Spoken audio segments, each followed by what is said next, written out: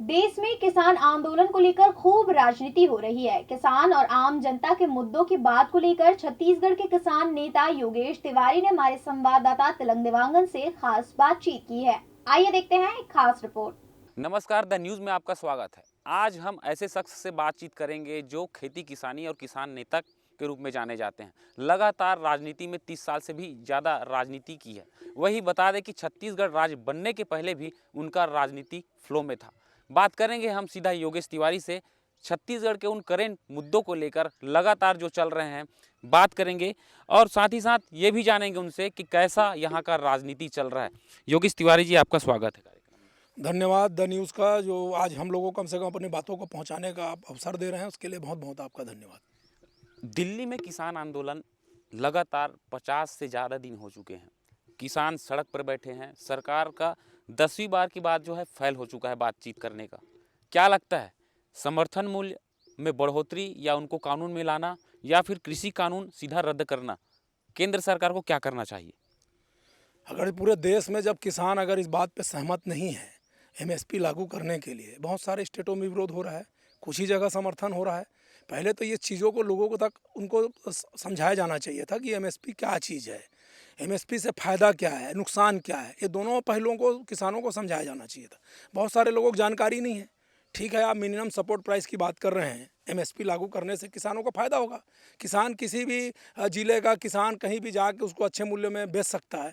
ये अच्छी बात है कि उसको कहीं भी बेचने की आज़ादी मिलनी चाहिए। लेकिन अगर किसानों के मन में ये डर है कि आज उनको समर्थन मूल्य सरकार के द्वारा दी जा रही है, लेकिन अगर वो बंद हो जाएगी, अगर दूसरे स्टेट के लोग जब जिस स्टेट में ज़्यादा रहेगा अगर वहाँ बेचेंगे तो उनका अधिकार छीन जाएगा।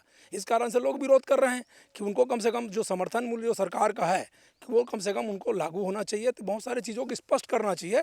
और किसान आज बहुत दिनों से विरोध में, बहुत सारे किसानों की यानी ये स्थिति हो कि उनका प्राण तक यानी उन्होंने त्याग दिया इस आंदोलन के चलते। तो बहुत सारे लोगों को हम लोग आज श्रद्धांजलि अर्पित करते हैं ऐसे किसान भाइयों को जिन्होंने इस संघर्ष के चलते चलते जिन्होंने प्राण त्यागा है। उनके परिवार को हमारी संवेदना है। और आज किसानों के साथ अन्याय हो रहा है, अत्याचार हो रहा है, चाहे सेंट्रल की बात करें चाहे स्टेट की बात करें। किसानों के हित में सब बात करते हैं, लेकिन किसान का हित कोई करता नहीं है। किसानों का साथ अन्याय ही हो रहा है। छत्तीसगढ़ में सियासी संग्राम खूब चल रही है। कांग्रेस सत्ता पे बैठी हुई है। 15 साल से बीजेपी सत्ता पे बैठी थी, लेकिन आज दोनों एक दूसरे के विरोधी हो गए हैं। किसान के मुद्दे को लेकर राज्य सरकार को घेरा जा रहा है बीजेपी की तरफ से, वहीं दूसरी तरफ केंद्र सरकार को कांग्रेस सत्ताधारी जो बैठे हैं सत्ता में वो घेर रही है। क्या लगता है ये? बहुत सारे मुद्दे हैं। ये सच्चाई है कि जब सरकार में कोई रहता है तो उस समय दूसरी बात करते हैं। जब खुद सरकार में आ जाते हैं तो उनका जो बात करने का जो नज़रिया है वो चेंज हो जाता है। ये नहीं होना चाहिए। वो स्पष्ट होना चाहिए राजनीति में कि हम किसी भी पार्टी में रहें, जो हमारी बात है वो स्पष्ट होना चाहिए। हम जिसके हित में बात करते हैं उसकी नीति स्पष्ट होना चाहिए।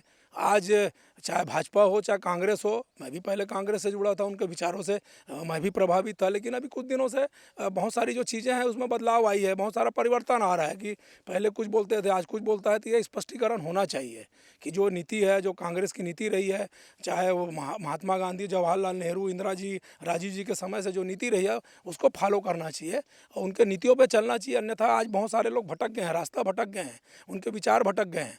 तो इस कारण से बहुत सारे लोगों में बदलाव आया है कि पहले जो वो बात करते थे आज वो बात वो नहीं कर रहे हैं, उनमें कुछ बदलाव कुछ चेंजेस दिखाई पड़ रही है। तो जो देश के हित में, प्रदेश के हित में बात होनी चाहिए और लड़ाई वैसी लड़नी चाहिए, चाहे भाजपा हो कांग्रेस में। दोनों पार्टियों को ये कहना चाहूँगा कि जो भी चीज़ है उसमें स्पष्ट होना चाहिए और स्पष्टवादी की तरह संघर्ष करना चाहिए।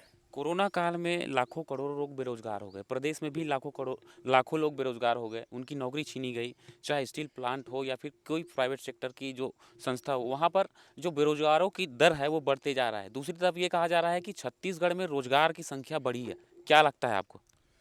कोरोना जो इस साल उसके चलते तो बहुत ज़्यादा स्थिति खराब हुई है। हर वर्ग परेशान है, चाहे व्यापारी हो, चाहे उद्योगपति हो, चाहे युवा बेरोजगार हो, चाहे सामान्य हो। और सबसे ज़्यादा अगर स्थिति खराब है तो मध्यम वर्गीय लोगों की है। जो बेचारे और खास करके जो एकदम ही निचले तबके के जो मजदूर लोग हैं वो परेशान हैं, जिनको रोज़ खाना है, रोज़ कमाना है। अगर जो 300 रुपया जो रोज़ कमा के लाता है, जब उसका घर परिवार चलता है, अगर वो 300 रुपये नहीं कमाएगा तो उसका घर परिवार नहीं चलेगा। तो बहुत सारे ऐसे लोग हैं जो उद्योगों में काम करते थे, जो बाहर से आते थे या इस प्रदेश के थे, जो पलायन कर गए या कहीं काम के लिए दूसरे प्रदेश में जा रहे हैं। तो इस तरह के बहुत सारे संकटों का सामना लोगों को करना पड़ रहा है। सरकार को चाहिए कि बहुत सारे ऐसे योजनाएं लाएं ताकि यहाँ के जो लोग बाहर जो जाते हैं, पलायन करते हैं, काम करने जाते हैं, उनको जाने की ज़रूरत ना पड़े, लोगों को रोज़गार यहीं उपलब्ध हो। मनरेगा के तहत काम होता है लेकिन उनका भी पैसा बराबर समय में नहीं मिलता, उसमें भी बहुत सारा भ्रष्टाचार होता है। एक ही आदमी के नाम से कई ठो जॉब कार्ड बना दिए जा रहे हैं। तो ऐसे बहुत सारे घोटाले होते हैं, लोगों को नुकसान होता है। जो वाजिब जिनको हक अधिकार मिलना चाहिए वो नहीं मिलता है। तो युवा बेरोजगार बहुत सारे, मैं बोलता हूँ कि छत्तीसगढ़ में अभी भी बेरोजगारों की संख्या ज़्यादा है, पहले से कम हुई है ये बात नहीं है। अभी भी बहुत सारे इंडस्ट्री में जो उनका उत्पादन है वो घट गई है, तो बहुत सारे लोगों को छटनी कर दिया गया है, तो रोज़गार लोगों को नहीं मिल रहा है। लेकिन मैं कहना चाहूँगा छत्तीसगढ़ के जो स्थानीय लोग हैं उनको प्राथमिकता से इंडस्ट्रियों में, उद्योगों में सरकार जरूर कर रही है, लेकिन वो लोग दे नहीं रहे हैं। इस पर थोड़ा सा कड़ाई से नियम का पालन करना चाहिए, उनको रोज़गार दिलाया जाना चाहिए। अभी देश और प्रदेश में महंगाई जोरों पर हो, चाहे स्टील की बात हो या सरिया की बात हो, रेत की बात हो या फिर गिट्टी की बात हो खाद्य तेल की भी, आज इतना उछाल हो रहा है। लेकिन जब केंद्र में बैठी जो बीजेपी थी, जब विपक्ष में थी तो खूब सत्ता पक्ष के लिए विरोध करती थी। आज खुद सत्ता में बैठी हुई है लेकिन लगाम नहीं लग पा रहा है। वही स्थिति आज यहाँ छत्तीसगढ़ में देखने को मिल रहा है। अलग अलग चीज़ों का रेट बढ़ते जा रहा है। क्या लगता है, क्या करना चाहिए सरकार को? व्यापारी लोग एक अपना रिंग बनाकर, एक कॉकटेल बनाकर, ये लोग जिस तरह से कई चीज़ों का जो रेट बढ़ाते हैं, इसका कुछ ऐसा नीति बनना चाहिए, एक निर्धारित होना चाहिए। आज दुख की बात है, हमारे छत्तीसगढ़ में खनिज संपदा से अटा पड़ा हुआ है। इतनी ज़्यादा खनिज संपदा है, कोयला निकलता है, आयरन ओर निकलता है, यहाँ लाइम स्टोन निकलता है, यहाँ बॉक्साइड निकलता है, लेकिन यहाँ के स्थानीय लोगों को उसका फ़ायदा नहीं मिलता है। इतने सारे सीमेंट उद्योग हैं, आज भी उनको जो रेट जो दिल्ली में है उससे 5 रुपये कम में हाँ सीमेंट खरीदना पड़ता है। ये एक छत्तीसगढ़ स्टेट के लिए निर्धारित होना चाहिए कि उनको आपको ये रेट में आपको खनिज संपदा यहाँ के लोगों को उपलब्ध कराई जाएगी।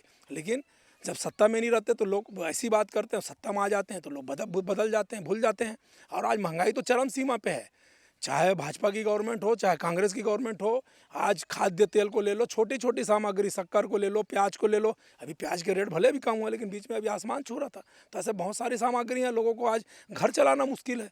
तो ऐसे चीज़ों में कंट्रोल होना चाहिए। जो भंडारण करते हैं, जो इसकी दलाली करते हैं, जो अड़तिया लोग हैं, जो बड़े बड़े कोल्ड स्टोरेज में जो माल को डंप करते हैं, जब रेट बढ़ोतरी होती तब बेचते हैं, तो ऐसे एक नियम होना चाहिए कि इतना मात्रा में ही निर्धारण किया जा सकता है, भंडारण किया जा सकता है, उससे ज़्यादा आप भंडारण नहीं कर सकते।